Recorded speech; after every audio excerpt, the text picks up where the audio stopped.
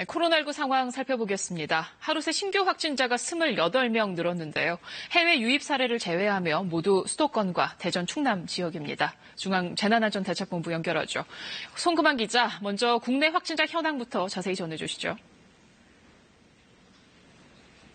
네, 오늘 0시 기준으로 국내 코로나19 확진자 28명 늘었습니다. 이 가운데 5명이 해외 유입 사례고 23명이 지역 발생 사례인데요. 수도권에서 18명이 발생했고 대전과 충남 지역에서 나머지 5명이 발생했습니다.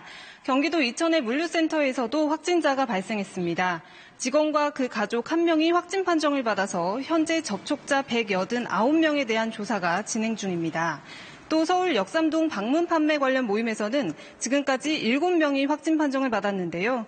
5명의 확진자가 나온 여의도 한강공원의 자동차 모임에 대해서는 아직 추가 확진은 없습니다. 하지만 자동차 모임에 앞서서 이들이 지난 8일에 식당과 주점 등에서 만났기 때문에 이 실내 모임에서 감염된 것으로 방역당국은 파악하고 있습니다.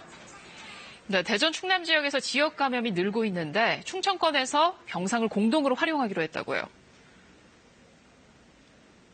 네, 그렇습니다. 최근 들어서 대전 지역의 확진자 계속 늘고 있는데 문제는 대전 지역에서 중환자를 치료할 병상이 이미 꽉 차 있다는 겁니다. 요양원과 방문 판매 업체 등 고령 확진자들이 입원 치료를 받아야 하는데요.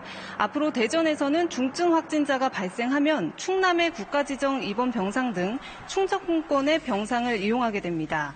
또 이 지역 경증 환자들이 입소할 중부권 생활치료센터도 곧 들어서게 됩니다.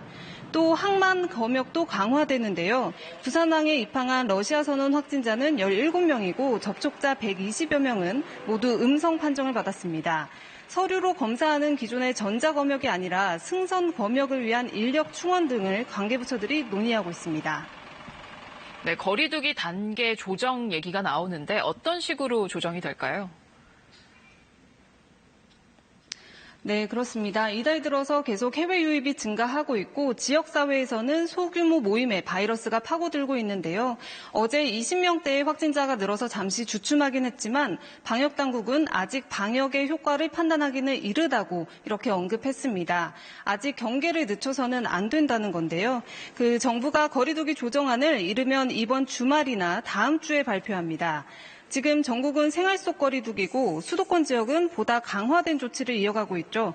내일 생활방역위원회가 열리는데 현재 무관중으로 진행 중인 프로야구 축구 경기에 관중 입장을 어느 선까지 허용할지 등 세부적인 거리두기 지침안이 조만간 확정될 것으로 보입니다.